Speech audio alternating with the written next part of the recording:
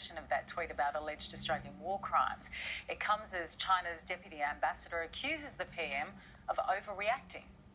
The repugnant post made today of an image, a falsified image, of an Australian soldier threatening a young child with a knife. After China took trolling to a whole new level on Monday, it seems the PM's emotional demand for an apology had a huge effect. Just not the one he was hoping for.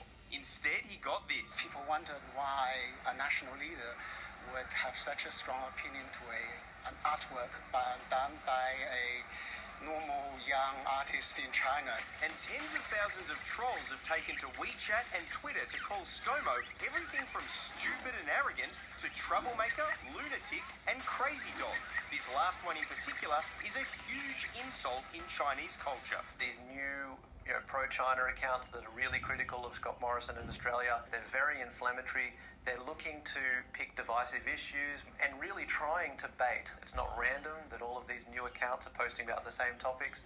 According to metrics compiled here in Australia, the attack is working, with Aussie social media users taking the bait and keeping the thread alive with their replies. Certainly there are patterns that are similar in some ways to what we've seen in recent reports into Chinese disinformation and information operations. It's all pretty ironic given Chinese President Xi Jinping has a blanket ban within his country on any post that likens him to Winnie the Pooh. Oh, bother. There is a very closely connected social ecology here. So these accounts are not disconnected from the broader pro-China activity that's on Twitter. So how big is this social media army? And what more damage could it do? Someone who knows all about this is Associate Professor Titus Chen from National Sun Yat-sen University in Taiwan. Professor Chen, how many of these keyboard warriors are there and how well organised are they? Well, keyboard warriors ranges from scores of them to thousands of them, depending on the importance of issues at hand. For this single case, I don't think it is successful because Australia unites because of this humiliating message. So what Beijing wants to achieve is to divide and conquer the nation. It did not do that job. In your view, what's the best way for a country to deal with these sort of attacks, I guess? Well, I think the main point, the agenda from Beijing is to stimulate a negative emotion from recipients of these humiliating messages. So, from my understanding, the best way to deal with this is not to play the game by Beijing's rule. Don't walk into its minefield. Remain calm and focus on the real challenging issues. If you say that it's best in a sense to ignore them, does that mean that in your view Scott Morrison made a mistake when he responded to the initial offensive tweet? I can say from past experiences that I think Prime Minister is doing a good job in terms of uniting the nation to form a national unity behind him. So even politicians of different political parties sided with Prime Minister and the government this time.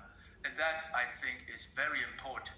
And plus, he reached out to local Chinese communities. I think that's very, very important, and that's an excellent job. Professor, what about the emotion that came from our Prime Minister? Was that wise, or would it have been better for him to keep the emotion out of his response? Well, I think this is his very first time. So when you have a first time, well, afterwards you wish you could have done a better job. So I hope in the future, and there will be more attacks like this to humiliate Australian government.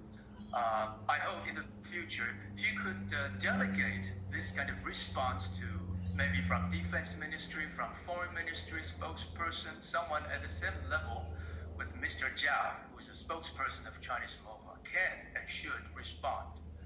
But Prime Minister, maybe next time, you want to focus on how to unite the nation in this deteriorating relationship with China. Professor, just more broadly in terms of a rising China, you're in Taiwan. How threatened do the Taiwanese people feel about a rising China and a bid to, if you like, envelop Taiwan back into the mainland? have been, subject to this kind of concerted, synchronized, choreographed online attack for a number of years. So we are the prime target of China's information operations.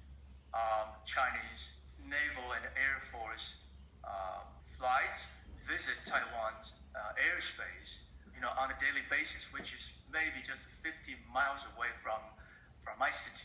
So we kind of enjoy it every single day. Professor Chen, thanks very much for speaking to us. Thank you for having me. I realise that the expert advice is not to engage with China for all the reasons that the professor was talking about, and I also realise that doing so is risky in terms of our trade with them and how dependent we are. But for what it's worth, I'm glad that the Prime Minister stood up to China on this and called it out. They are a genocidal dictatorship. They're authoritarian. They don't respect the rule of law. They're not a country that is a democracy, and they never will be, frankly, with the direction that they're going. I like that Scott Morrison decided to call it out, even if the consequence of it isn't ideal, according to the experts. I do wonder, though, how effective being trolled is. Like, what difference does it make? If the advice is just to ignore them, is it really going to make that much of a difference to Chinese offshore, who this is aimed at clearly, who've left China and don't want to be there? Well, the issue for me is that it was a senior Foreign Affairs Department official who retweeted it. If it was just the artist, that's one thing. So I'm just glad that he did it. But it's not going to stop. We can see that because China haven't backed down one iota since this happened. Well, with the trade war between Australia and China heating up, it is kind of starting to feel like we might be out of our depth. Like we've picked a fight with someone way out of our weight division. Tonight, one young bloke Australia goes head-to-head with heavyweight champion of the world, China. Right here at Trade War Fight Night. Thanks, Jim. Tensions are high as Australia prepares to face